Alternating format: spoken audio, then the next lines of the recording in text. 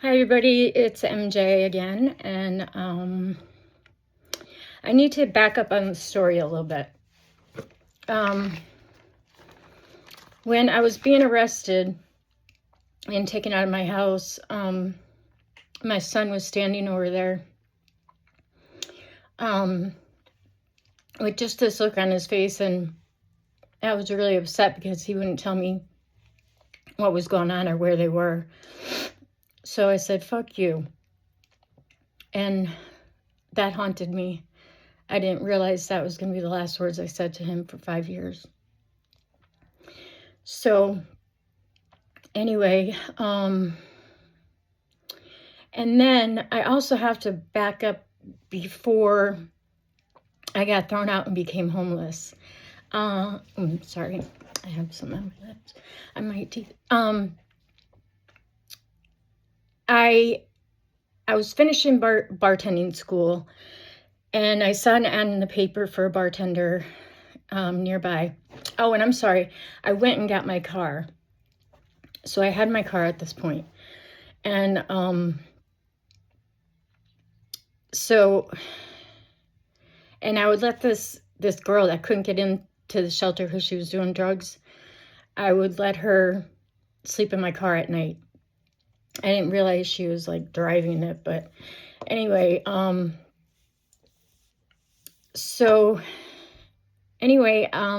there was this job for a bartender, and I went and I applied, and it was a really nice restaurant in the area, very well known. And the older gentleman was there, and he interviewed me, and we talked for a long time. He's straight from Italy, and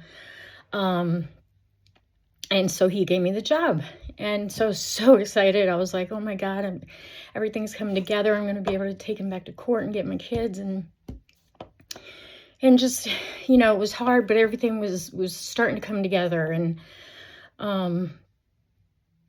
anyway, so I was doing that job, and it was really hard. I didn't realize how busy that restaurant was. And the son, who's the other bartender, looked at me and he said, "Who are you?" I said, "I'm the bartender." He's like, "I have to go talk to my father." So off he went, and he came back not very happy. So he didn't want me there for sure. And so I was having a hard time being a bartender, because at bartending school we had this app that would give you all the drinks to mix, and I didn't drink, so I didn't really know how to do any of these drinks or anything. I knew how to get beer and wine, and that was about it. But they also had this huge coffee machine, and I think it was one of those, I don't know, espresso whatever things. It was huge and very complicated, and I could not figure it out.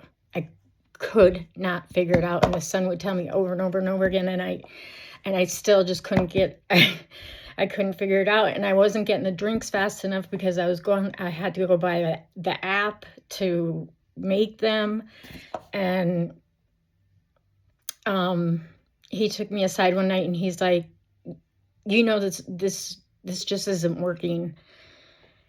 And I said, well, like, your dad gave it to me, and I'll get it. I'll get quicker.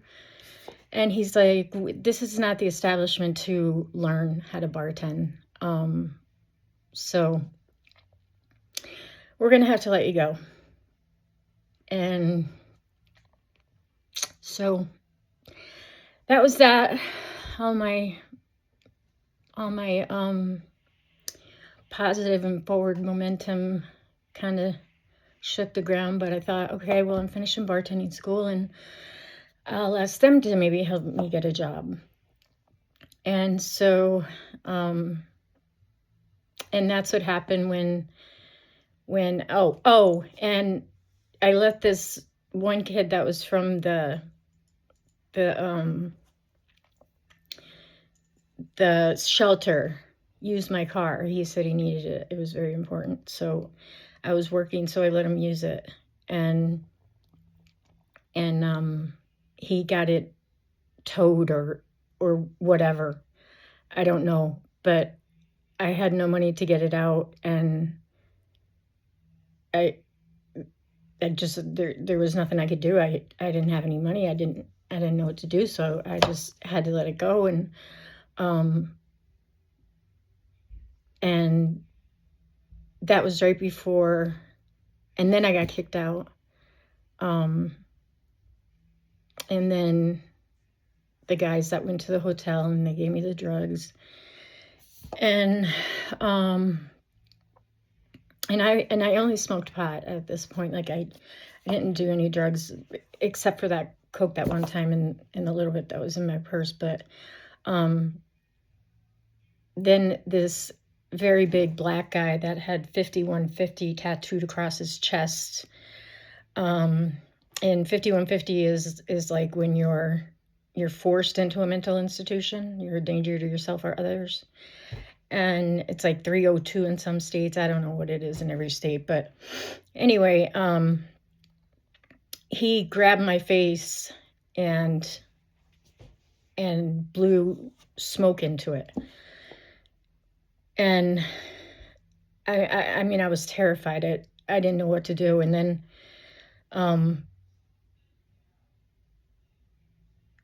I don't even remember. I just went off. Oh, there was this young man that came that had an apartment and a job. And I don't know, I guess people still knew me because I would talk online still. And I didn't know who was listening and who wasn't at this point. But because I even said online, I'm like, this is just great. Like, now they're giving me drugs, and now I've got to like I have to like worry about something that I'd be addicted to when I wouldn't even have known what it is. And I was very upset. And so my only voice out to the world was just online. So that's where I would just get everything out. And anyway, I didn't go to the cops or anything because you can't be a snitch out there. Like, that doesn't work. Didn't work for me. I wasn't no snitch. So, but I would just put it out there and, never name names or anything like that. Just like what was going on with me. And so, after that man blew the smoke in my face, I'm sorry. And then this young man heard that I got thrown out, and he had a job in an apartment, and he came down into the shelter and found me, and he became like my guardian angel. He watched me at night and everything like that. But also before that, when that guy blew smoke into my face, I realized that, and it was meth, which I didn't even know what that was at the time, but I realized it kept me up at night, so I didn't get raped or killed. So I realized really quickly, like, I need that. And then this young man came and stayed out at night with me. And he did it to stay awake. So I did it to stay awake. And that went on for a long time. And I started sleeping with him, and he was only 26, which I didn't even know my ex-husband was planning his wedding with his 26-year-old girlfriend that he had forever, whoever knows how long. But and I recently learned through my ex-mother-in-law that he sent a text to his sister when all this was going on saying, I'm driving MJ away because I have somebody lined up, and she's younger, she's 26, she's really pretty, and she loves kids. And so that was like a huge validation, like, okay, like I knew I wasn't going crazy. Like, so anyway, So, where was I in my story? So I was out staying in the streets, and this guy was was with me, and and I didn't realize he was in love with me, like, and that's the whole reason he came. Like, I didn't know any of that. And so I'm gonna stop there for today, and just know it gets a lot worse. But I'm who I am today, and I got myself back, and it got worse before it got better. But anyway, all right, we'll pick up again tomorrow, the next day. Thanks, love you. Bye.